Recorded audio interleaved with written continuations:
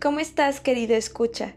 El día de hoy me da mucho gusto poder saludarte y poder compartir contigo otro episodio más de este maravilloso podcast, que como su nombre lo dice, está hecho con mucho de mi amor y con muchas partes de mi alma, y también muchas partes del alma de las personas que nos comparten sus historias, y por supuesto muchas partes de tu alma, sí, de ti, quien con su compañía, con su presencia y con su escucha nos ayuda a crecer y a hacer de este espacio un lugar posible.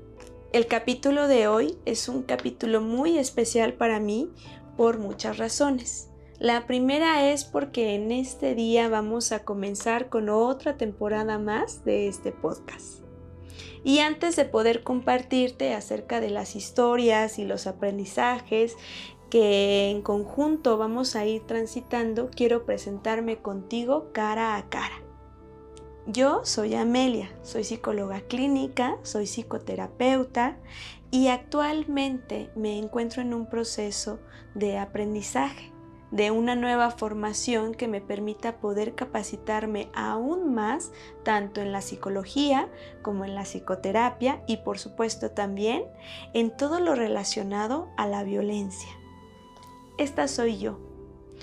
Y tal vez para las personas que nos escuchan a través de Spotify no noten en este capítulo una gran diferencia, pero para las personas que nos acompañan a través del canal de YouTube, pues van a poder ver una imagen de mí. Y esa es la segunda razón por la cual este es un episodio muy especial. El poder compartir contigo otro formato distinto a la primera temporada. La creadora única de este podcast no existe. Lo que sí hay es un gran equipo de trabajo que tenemos pues la ferviente convicción y también nos tomamos de alguna manera este gran compromiso contigo de poder crear este espacio para ti. La tercera razón por la cual este es un episodio muy especial para mí es que además de poder compartir este nuevo formato contigo, en el que pues nos vamos a poder mirar, además de escucharnos, es también el poder compartirte más acerca de mí y sobre todo abrirte aún más mi corazón, principalmente para que puedas entender por qué para mí este es un espacio muy importante, porque esta es mi trinchera, es el lugar a través del cual yo lucho contra este enorme monstruo que es la violencia. ¿Cómo? Pues a través de aportar información, de que juntos podamos reflexionar, analizar, escuchar, acompañar historias, acompañar a más personas, que juntos podamos desaprender y aprender nuevas formas de vivir libres de violencia.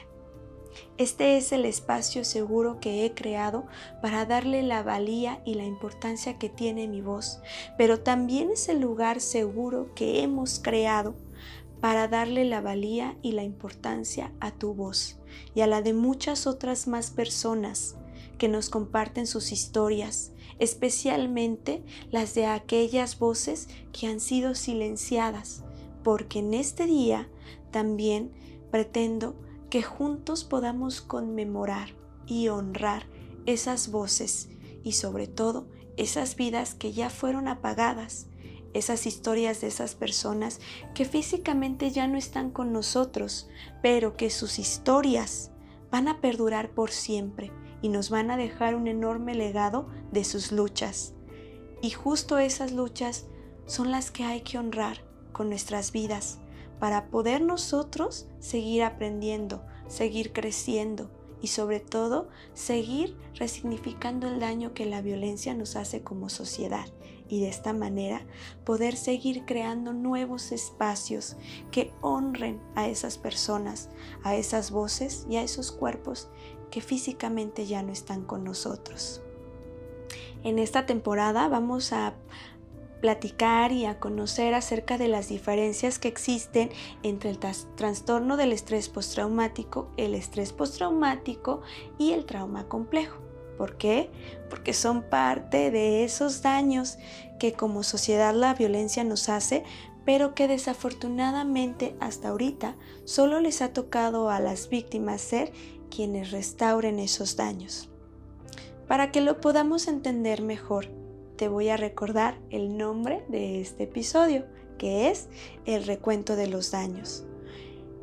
Este episodio se va a estrenar en una fecha en particular, en la cual no solo en México, sino alrededor de todo el mundo, las marchas feministas nos recuerdan justamente el daño que la violencia nos hace como sociedad. Durante este proceso de sanación, de aprendizaje, de resignificación, o del nombre que así tú desees llamarlo, la parte de la restitución del daño es la más importante.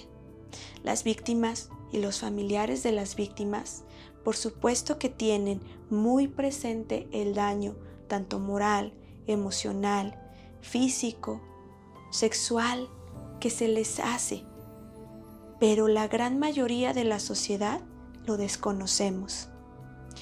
La violencia es un fenómeno, es un monstruo, es algo enorme, gigantesco, que no solo se crea entre una persona, lo creamos entre todos.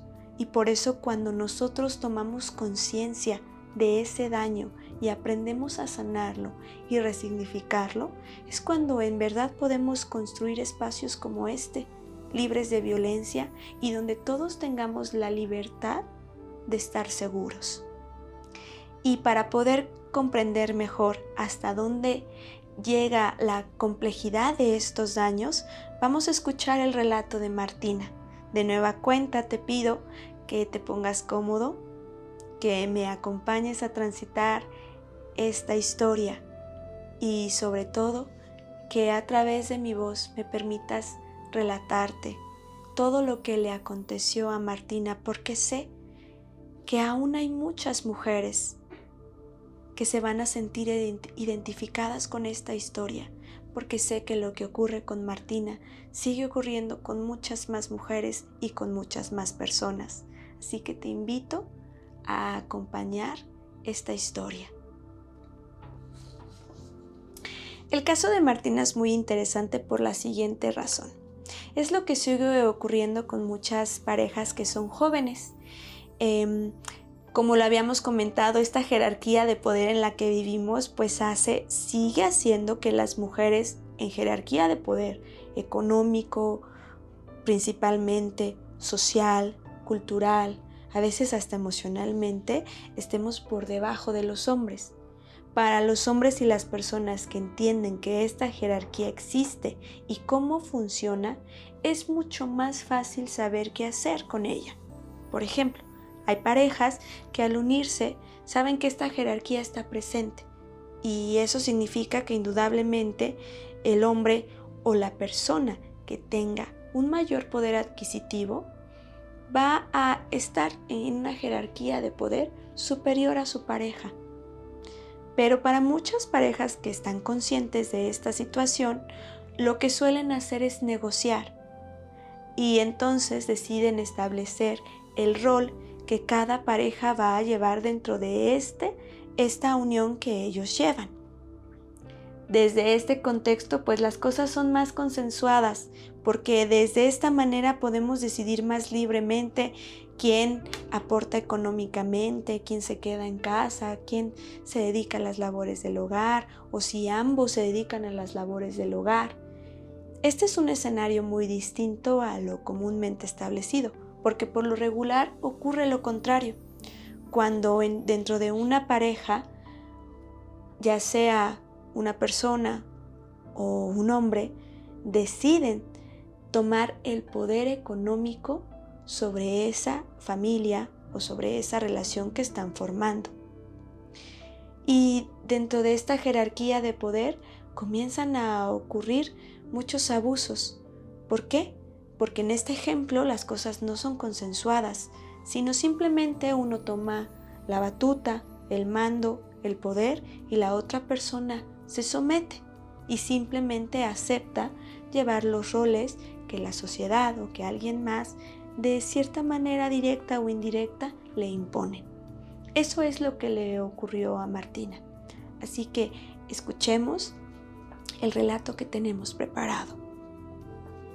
Martina dejó de trabajar y de no solo dejar de generar ingresos, sino también dejó de lado todos sus proyectos tanto personales como profesionales.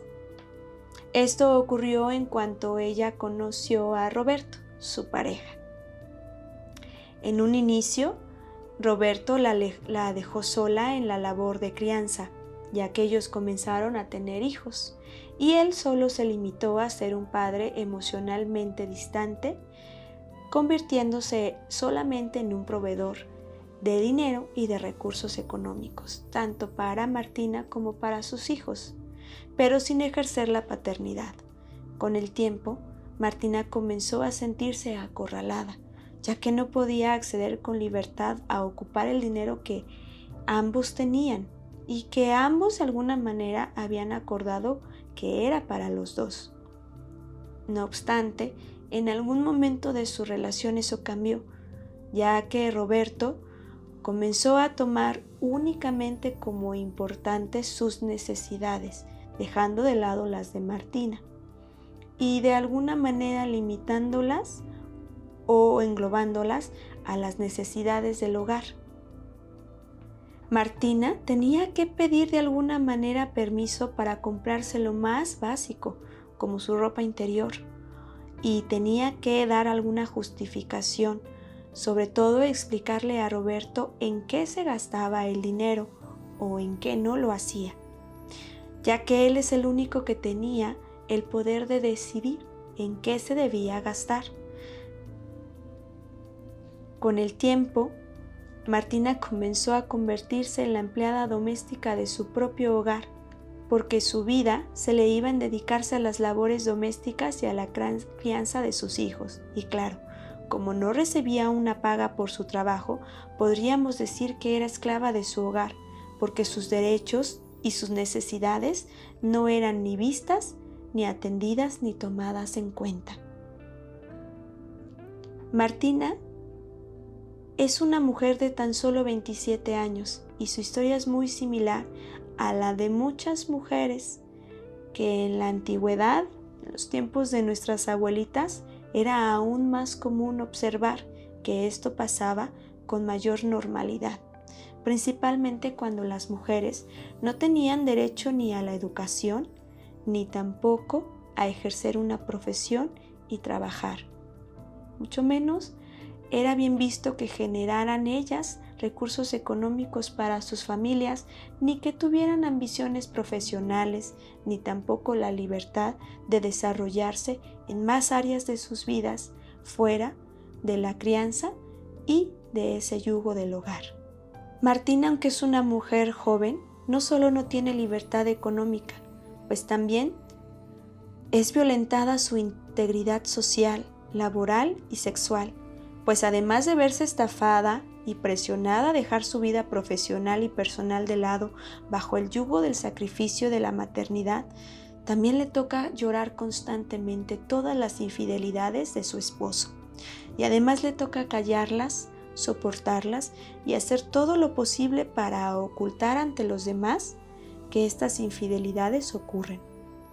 El caso de Martina sigue siendo tan normal aún en la era actual, con todo y el mar de información que existe acerca de la violencia. Esto sigue ocurriéndole a muchas mujeres gracias a la inmunidad ciega. Y bueno, esto sigue ocurriendo, tal cual en el caso de Martina, gracias a que inclusive hasta ella misma considera que todo lo ocurrido es el efecto de las decisiones que ha tomado, ya que todos los abusos de los cuales ella es sujeto se disfrazan de esa libre libertad de elección y decisión que tenemos. Pero hay que recordar lo siguiente: una persona antes de ser violentada, primero es vulnerada, y aunque pareciera ser una historia de amor, no lo es. Martina conoció a Roberto en un momento muy vulnerable de su vida, porque ella estaba en medio de una enorme tormenta de vacíos, de miedos, de inseguridades, de también maltratos y abusos por fuera, ya que ella estaba triunfando en su vida profesional, estaba creciendo en muchas áreas de su vida, pero aún así había cosas que ella tenía sin trabajar, sin sanar, y al sentirse ella sola y con mucha necesidad de ser amada, de ser cuidada, de ser protegida y de tener un compañero con quien compartir todo eso, empezó a llenar todos esos vacíos a través de su esposo Roberto. Y la relación que fueron construyendo fue una relación en la que él, a través de esas necesidades, fue vulnerándola hasta en algún momento poder violentarla. Eso es lo que le ocurre a muchas mujeres como a Martina. Y si tú te sientes identificada con esta historia, lo que yo te quiero compartir es lo siguiente. Todas las personas, no importa si eres hombre o si eres mujer, tenemos el derecho de anhelar, de desear cosas, de querer cumplir ciertas metas y desarrollarnos en muchas áreas de nuestra vida. Todos tenemos la libertad de decidir si la manera en la que nosotros vamos a crecer es a través de una profesión, de dedicarse al hogar o de tener una carrera, un emprendimiento o a través de estudiar. Hay muchas formas de hacerlo y todos somos libres de escoger alguna de ellas. No hay por qué sentir vergüenza en los momentos en los que tenemos hambre de ser amados, de ser escuchados, de ser reconocidos, de ser cuidados, protegidos, inclusive de querer tener un gran amor, una gran pareja, un gran compañero de vida con el cual poder compartir todo lo que hemos logrado y todo lo que tenemos. No hay vulnerabilidad, no hay debilidad en todo lo que te estoy compartiendo, y es un derecho innato en nuestra calidad humana el poder aspirar a tener todo eso. La vulnerabilidad comienza cuando nosotros mismos creemos que necesitamos que otra persona llene todo eso que por un instante pareciera estar vacío, como le pasó a Martina. Y como sociedad somos muy buenos para meter mucha presión en ese tipo de situaciones. Martina no solo se vio presionada para tomar ciertas decisiones que no quería tomar, y sobre todo en una forma en la que no correspondían a sus decisiones y sus valores provenientes de su interior. En ocasiones se vio forzada por Roberto, su pareja, por su propia familia y hasta por la familia de su pareja, que constantemente la enjuiciaban, que constantemente la criticaban y la presionaban bajo la excusa de ser buena o mala mamá. Y de alguna manera esto ocurre con todos. En algún momento de nuestras vidas nos sentimos presionados a tener que tomar decisiones y sabemos en el fondo que no son nuestras, porque alguien más nos dice qué es lo que tenemos que decidir, porque alguien más nos pone sobre la mesa las opciones que tenemos y nunca nos cuestionamos si hay alguna otra opción más que realmente venga de nuestra voz interior, de nuestro poder interior. En mi muy peculiar forma de observar a la violencia, me he encontrado con estos 3 enormes bloqueos que justo son los que nos impiden poder darnos cuenta cuando estamos siendo vulnerados, como le pasó a Martina. El primer grande de todos estos obstáculos es el privilegio, porque muchas personas seguimos teniendo ese privilegio de poder acceder a información, de poder acceder a educación e inclusive de poder elegir de qué manera vivir. Yo sé que la libertad es un derecho y aún así en esta época la libertad sigue siendo un privilegio que pocas personas tienen, ese enorme privilegio de poder decidir inclusive cosas tan sencillas como qué ropa usar, hasta cosas más complejas como el estilo de vida que tú deseas tener. El segundo gran obstáculo que yo he observado es la vulnerabilidad. Y es que no siempre la vida es color de rosa. Todo el tiempo estamos viviendo situaciones que la gran mayoría de las ocasiones no podemos controlar. Y esas situaciones nos meten en un estado de vulnerabilidad no porque seamos débiles, sino porque al encontrarnos agotados física, mental, emocionalmente, eso nos imposibilita en algún momento para tomar las mejores decisiones, las decisiones que vienen de nosotros, de nuestro interior, de nuestra voz interna, de nuestra brújula interna. Y cuando estamos en este estado de vulnerabilidad, es mucho más difícil poder identificar si alguien más afuera nos está manipulando, nos está chantajeando o está tratando de violentarnos de alguna forma. Inclusive permitimos que alguien más opine acerca de nuestra vida. ¿Por qué? Porque es un momento en el que necesitamos apoyo, en el que necesitamos descanso, en el que necesitamos contención. Y eso no nos hace débiles, eso nos hace humanos, porque hay necesidades que son muy distintas a lo largo de nuestra vida y que todas merecen ser escuchadas, vistas y atendidas. Y claro, en los momentos de vulnerabilidad, lo que necesitamos es eso, tener ese espacio para descansar, poder reconectar con nosotros mismos y, ¿por qué no?, poder recibir ese apoyo y ese amor que las demás personas nos tienen. Claro que no siempre pasa así y la gran mayoría de las veces de quien menos buscamos recibir ayuda es de las personas que realmente nos aman. Y por el contrario, terminamos aceptando ese apoyo de aquellas personas que solo están buscando vulnerarnos para poder usarnos. El tercer grande bloqueo que he encontrado y que para mí es el más preocupante es justamente esa inmunidad ciega. ¿Por qué? Porque cuando nosotros pensamos que la violencia nunca va a ser parte de nuestra vida, que somos tan fuertes, tan poderosos, que muchas de nuestras habilidades y de nuestros recursos siempre nos van a proteger y mantenernos en ese control sobre nuestras vidas, que va a ser casi imposible que alguien venga a querer de alguna manera faltar a nuestros derechos. Pero la realidad no es así.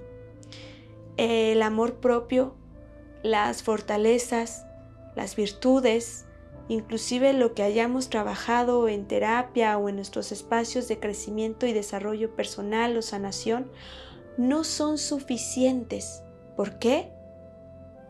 Porque nosotros solo somos responsables de lo que hacemos, de lo que pensamos y de lo que sentimos. Y bajo este panorama, nosotros podemos ser muy fuertes, tener mucha autovalía, tener una gran autonomía, una gran libertad de ejercer nuestra libertad y tener todo ese amor propio cuidándonos, y aún así alguien más puede decidir venir, manipularnos, chantajearnos, usarnos, abusarnos o de alguna manera violentarnos. Y eso no tiene que ver con nosotros, eso tiene que ver con lo que otra persona está decidiendo hacer. El día de hoy, antes de llegar al final de este programa, me gustaría que pudiéramos tomar un momento para reflexionar la siguiente situación y que de alguna manera se encuentra relacionado con estos 3 bloqueos que te acabo de compartir. Vivimos en una sociedad que de alguna manera nos quita eso tan hermoso que tenemos, que es lo que nos hace ser humanos. Así es, el poder sentir, inclusive eso que no es tan grato como el vacío, el miedo, la desesperación, la soledad. Todo eso es parte de nuestra humanidad, pero la sociedad en la que vivimos, por alguna razón le encanta que nosotros dejemos de ser personas para convertirnos en objetos. Y cuando nosotros pasamos por ese proceso de dejar de ser personas para ser un objeto, un producto, o para hacer de nuestras cualidades y virtudes un servicio que se puede comprar, que se puede pagar, que se puede ganar o que de alguna manera se puede tomar, justo ahí es cuando la violencia en mi opinión personal, inicia. El enorme reto que te comparto en este episodio es justamente que esta reflexión la lleves a la profundidad de tu historia y sobre todo que te tomes como ese reto personal el saber decidir, actuar tu libertad desde el poder resignificar ese daño, porque ese es un poder que tenemos todos como sociedad y no nos habíamos dado cuenta. Cuando algo se rompe, siempre lo podemos reparar, es decir, siempre podemos tomar acciones que nos permitan restaurar ese daño. Y principalmente la mayor y más grande acción que podemos tomar es que en nuestro día a día comencemos a darnos cuenta y parar en ese momento en el que vamos a cosificar a alguien y tratemos de hacer todo lo posible para hacer respetar esa cualidad que como persona tiene. Si de alguna manera tú no sabes cómo hacerlo, te voy a dar los siguientes tips y son los siguientes. Comienza por ti, por validar tu voz, tu historia, tus necesidades, por empezar a aceptarlas, por empezar a ser tú quien se haga cargo de esas necesidades, por dejar de ceder tu poder personal ante alguien más y sobre todo que esas necesidades te permitan tocar con tu humanidad, con esa cualidad como persona que tú tienes, para de esa manera saber ver la desnudez humana en otras personas y poder saber cómo arroparlos, cómo amarlos, cómo cuidarlos y cómo respetar esa enorme integridad que tienen. Esto fue con amor para tu alma. Realmente deseo que me ayudes a construir muchos más espacios libres de violencia como este y sobre todo deseo que al igual que yo, este sea un día o el inicio de muchos días en los que juntos honremos esas historias, esos cuerpos, esas humanidades, esas voces que necesitan ser escuchadas, acompañadas y amadas. Si te gustó el contenido de este canal, te invito a suscribirte, a compartir y a que juntos sigamos creando muchos más espacios seguros para más personas. Te agradezco mucho por tu compañía, por tu escucha y sobre todo te agradezco ese poder tan enorme que le das a este espacio de poder sanar más corazones y de seguir resignificando más daños.